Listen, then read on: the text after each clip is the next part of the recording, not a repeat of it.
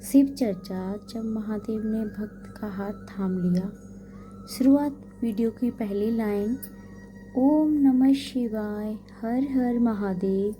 नमस्कार मेरे प्यारे भक्तों, मैं गुडलक आप सभी का अपनी शिव चर्चा में हृदय से स्वागत करती हूँ।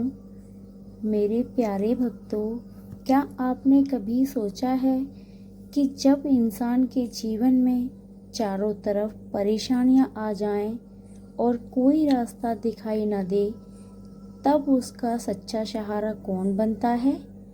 कहते हैं जिसके सिर पर महादेव का हाथ हो उसकी ज़िंदगी में मुश्किलें तो आ सकती हैं, लेकिन उसका विश्वास कभी नहीं टूटता।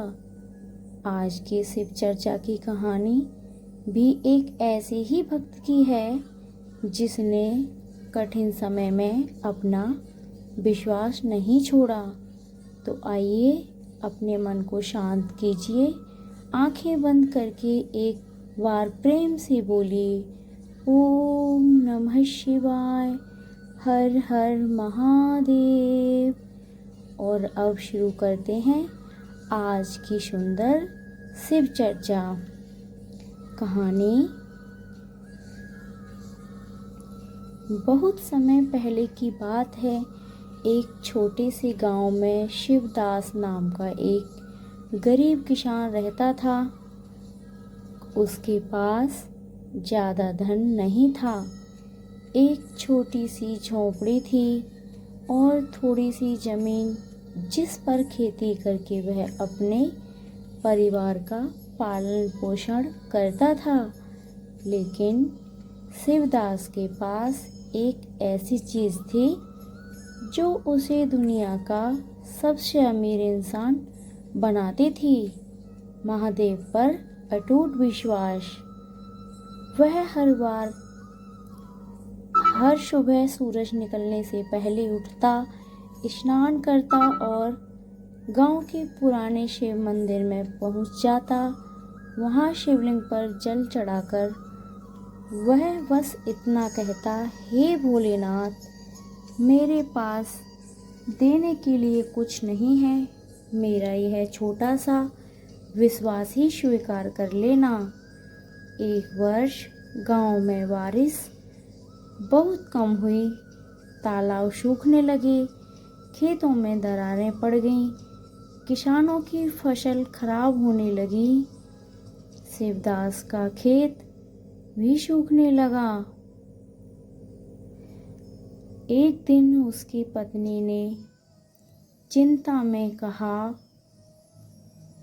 घर में अनाज भी बहुत कम बचा है, अगर फसल नहीं हुई तो हम क्या करेंगे? शिवदास कुछ देर शांत रहा, फिर बोला, चिंता मत करो, मेहनत हम करेंगे और परिणाम महादेव पर छोड़ देंगे। लेकिन अगले ही दिन एक और परेशानी आ गई। गांव का एक बूढ़ा व्यक्ति जो कई दिनों से भूखा था, शिवदास के घर आ पहुंचा। उसने धीरे से कहा, बेटा, अगर थोड़ा सा भोजन मिल जाए तो बड़ी कृपा होगी। शिवदास जी की पत्नी ने घर में देखा, बस थोड़ा सा अनाज बचा था।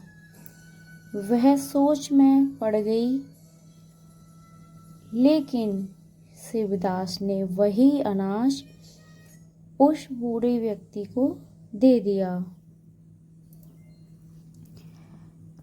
हमारे घर में ही भोजन कम है, आपने यह सब क्यों दे दिया?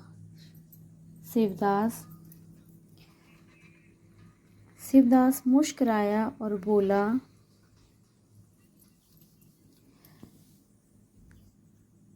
जिसे हम अपना समझकर रखते हैं वह भी महादेव की ही देन है। अगर आज महादेव किसी ज़रूरतमंद के रूप में हमारे दरवाजे पर आए हैं तो मैं उन्हें खाली हाथ कैसे लौटा दूं?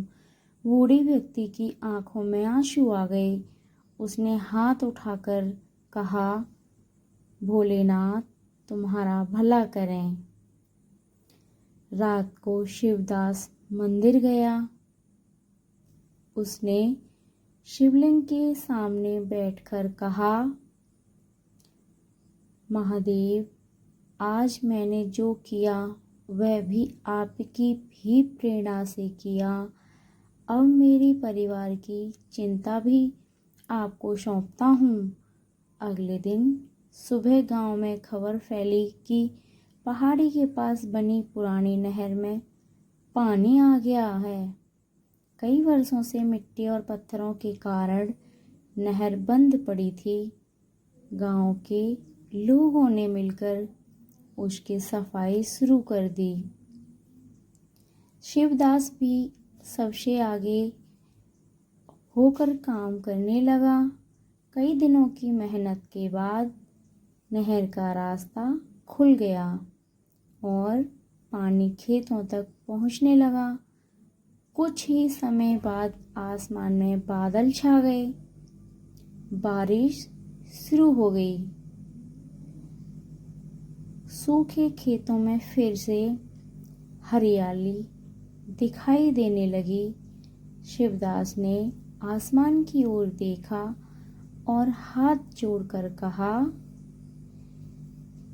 महादेव, आपने मेरी परेशानी खत्म नहीं की। आपने मुझे परेशानी से लड़ने की शक्ति दी। उस दिन गांव के लोगों को एक बड़ी सीख मिली। उन्होंने समझा कि महादेव पर विश्वास करने का अर्थ यह नहीं कि इंसान हाथ पर हाथ रखकर बैठ जाए। सच्ची भक्ति में विश्वास भी होता है और कर्म भी। गांव वालों ने मिलकर तय किया कि अब हर सोमवार शिव मंदिर में पूजा करने के साथ भी किसी ज़रूरतमंद की सहायता भी करेंगे। कोई गरीब को भोजन देता, कोई बुजुर्ग की मदद करता और कोई किसी परेशानी परिवार के लिए अनाज लेकर जाता। धीरे धीरे गांव का वातावरण बदलने लगा। लोगों के बीच प्रेम बढ़ने लगा और शिवदास हमेशा यही कहता, महादेव को पाने के लिए बड़े बड़े चढ़ावे की जरूरत नहीं। सच्चे मन से किया गया एक अच्छा कर्म भी भोलेनाथ को प्रिय है। कहानी से हमें सीख मिलती है। मेरे प्यारे भक्तों, इस कहानी से हमें यही सीख मिलती है कि जीवन में चाहे कितनी भी परेशानियां क्यों ना आए, हमें अपना विश्वास और अच्छे कर्म नहीं छोड़ने चाहिए। महादेव से प्रार्थना जरूर कीजिए, लेकिन साथ साथ अपनी मेहनत भी करते रहिए। किसी भूखे को भोजन, किसी दुखी को सहारा और किसी ज़रूरतमंद की मदद करना भी भगवान शिव की सेवा का सुंदर माध्यम है। अगर आपके जीवन में भी इस समय कोई परेशानी चल रही है तो घबराइए मत। सच्चे मन से महादेव का स्मरण कीजिए और अपने कर्म करते रहिए। भोलेनाथ देर कर सकते हैं, लेकिन अपने सच्चे भक्त का साथ कभी नहीं छोड़ते। कहानी का समापन। अगर आपको आज की यह शिव चर्चा अच्छी लगी हो तो कमेंट में प्रेम से लिखिए, हर हर महादेव, हर हर महादेव।